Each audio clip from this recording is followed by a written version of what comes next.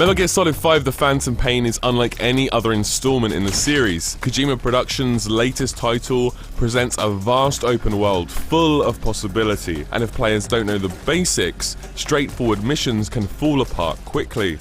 Here, GameSpot presents a video guide offering 9 survival tips for any would-be infiltrator. First up, dropped into the enormous open world of Afghanistan, this time without the comfort of the series' iconic Soliton sonar radars.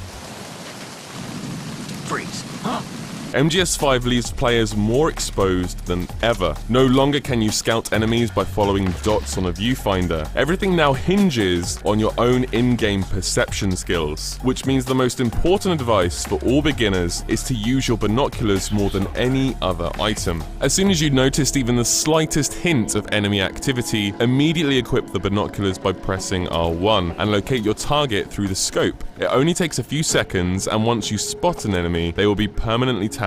The benefits are significant. Once tagged, enemies will be outlined in red, and even if they walk out of view or stand behind obstructions, a silhouette of their position will still be viewable from any angle. Tagged enemies also appear on your iDroid map, giving you a far better understanding of your surroundings.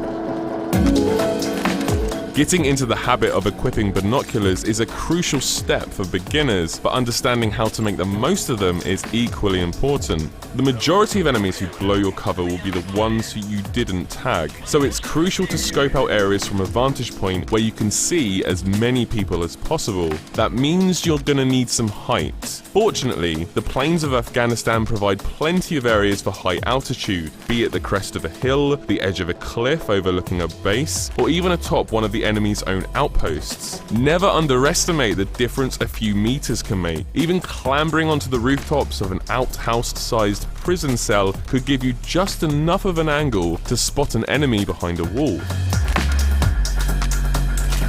Be aware of the side ops available in the missions tab of your iDroid device. One of the earliest missions available is to capture and extract a Russian soldier who also speaks English. Marker placed. Though it's technically an optional side quest, this should be considered a priority 1 operation.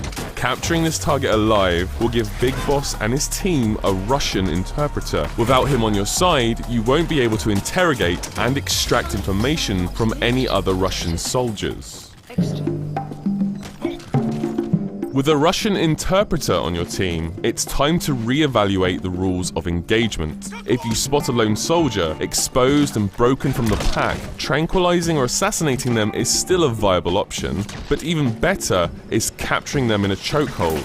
To do that, you sneak up from behind without being detected and hold R2 when at close range. Here, you can force your victim to talk by holding a blade to their throat. The intel you extract ranges from useful to invaluable, with intimidated guards pointing out persons of interest or more exotic weapons hidden away.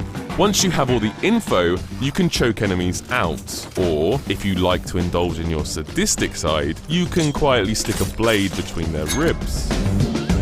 Before each main mission begins, Metal Gear Solid 5 takes players to a loadout screen where Big Boss can be equipped with primary weapons and hand pistols, as well as other useful items. But perhaps just as important is the time of arrival option, which lets players fly into the Afghanistan map at either 6 AM, 6 PM, or as soon as possible. Without a doubt, entering a mission at dusk is the most useful of these times. Granted, it's not the best way to appreciate the game's striking landscape, but in the shade of night, the chances of being spotted decrease significantly. The Russian guard's line of sight is diminished to the extent that Big Boss can sometimes freely sprint across areas he would usually have trouble sneaking into.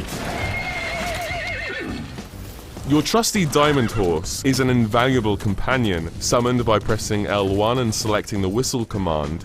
D-Horse allows you to traverse the vast plains of Afghanistan at speed. However, more surprising is how useful your steed can be for stealth. Pressing the X button when on horseback allows Big Boss to hang onto D-Horse from one side, in a way that makes it look unmanned if viewed from the opposite side. This can be a particularly easy way to walk straight past guard outposts in plain sight without sending off an alert. Guards will fix their eyes on D-Horse as it trots past, but few infiltration methods are as time efficient as this one.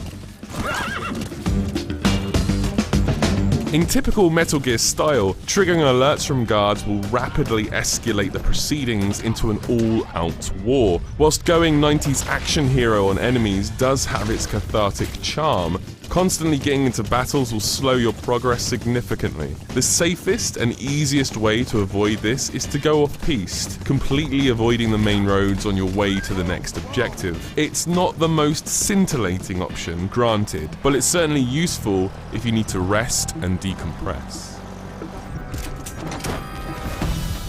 There are a few things more disgracefully satisfying in Metal Gear Solid 5 than a clean, merciless headshot.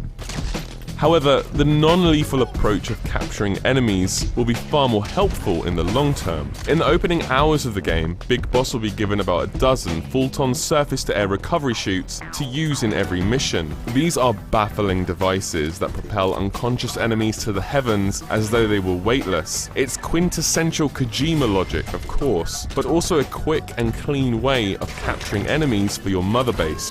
As you begin to accumulate incarcerated soldiers, all of which fortunately appear to be eager to work on Mother Base, you can start assigning them various duties based on their skills. Open your iDroid, go to the Mother Base tab, and select Staff Management to do this. Although you probably didn't sign up to Metal Gear to take part in micromanagement, it can help field ops significantly. The more people you have on your R&D team, for example, the more weapons they can research and manufacture for you. Alternatively, more manpower in your intel team will give you wider and deeper information about Afghanistan.